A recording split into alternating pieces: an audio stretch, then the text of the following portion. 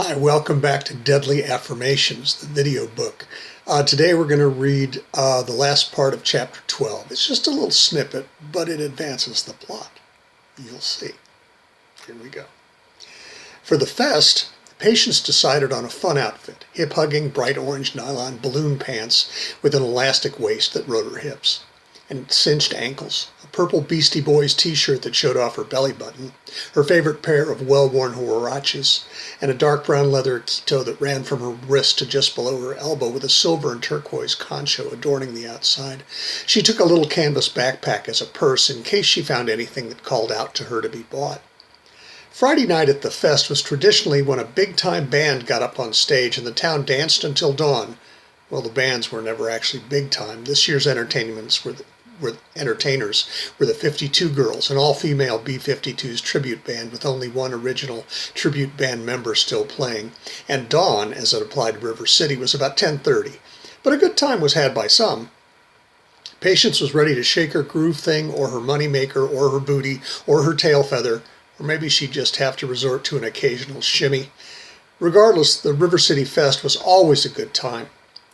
The 52 Girls had struggled through Rock Lobster and Love Shack and had lurched into a ponderous version of Party Out of Bounds when Patience shaking and shimmying bumped into someone. Using her best jumping around in the crowd manner, she turned to the bumpy and made a cute little smiling grimace, rolling her eyes and trying to appear adorably uncoordinated. The guy, who must have been about 25, nodded and stood stolidly nodding to the music. The song ended, and Patience felt that she should make at least the pretense of an apology. You never knew who might have been drinking way too much.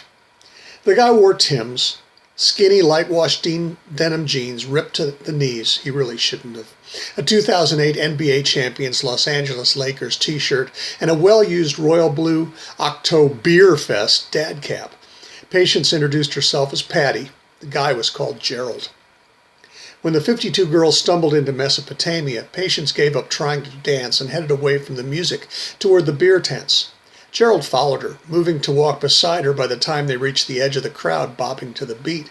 "Hey, Patty," Gerald began, "you got a boyfriend?" And before she could answer, Gerald continues, "I'll bet you do. You got a really nice ass and great tits. Believe me, I had a girlfriend, but I had to dump her. She just wanted me to buy her stuff, and she gave me the crabs, you know. You ever had the crabs? They suck. Believe me." Patience had a sneaking suspicion that this might be a good time to tell Gerald that she had to work early tomorrow. But before she could open her mouth, Gerald had decided that he needed to share, and that she was the one he would share with. "I went to a party last night. It was aight. Busta dissed me, flexing on me. I says, 'Yo, punk is, yo, Tracy. I heard yo's talking shit about me. You better watch your back, I mean. My crew wrecked him. Shit was deep.'" Gerald pulled a straw out of the wax paper cup that he was holding and stuck it between his two front teeth, working at freeing a string of barbecued pork that had been demanding Patience's attention as Gerald had told her about the party.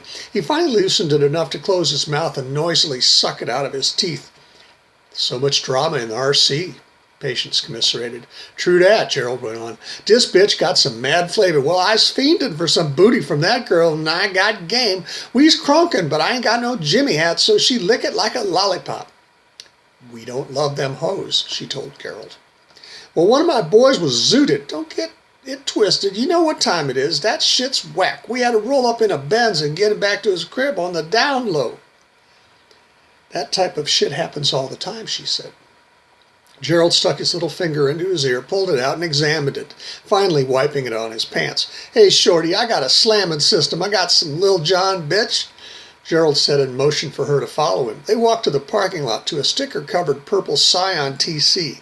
Gerald opened the rear hatch, reached in, pressed a button, saying, "I gotta throw it up," and Patience almost did as she was shaken by the bass so low that Gerald's windshield cracked.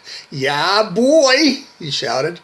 Gerald began to dance, sacking and waving to the beat. It was so loud, Patience began to move away from the little Japanese car. "You don't like that?" Gerald danced over to her. "I got speaker box and brass monkey and my shit bang 40 motherfucking water. Maybe you a dancer. You want some E1, Eval Intent, Counter-Strike?"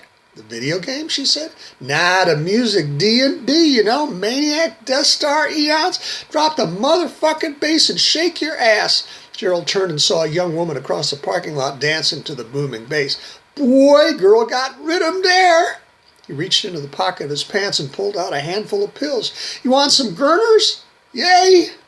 Patient said, no thanks, but she promised, if you're here tomorrow night, I got some bubonic chronic that'll make you choke.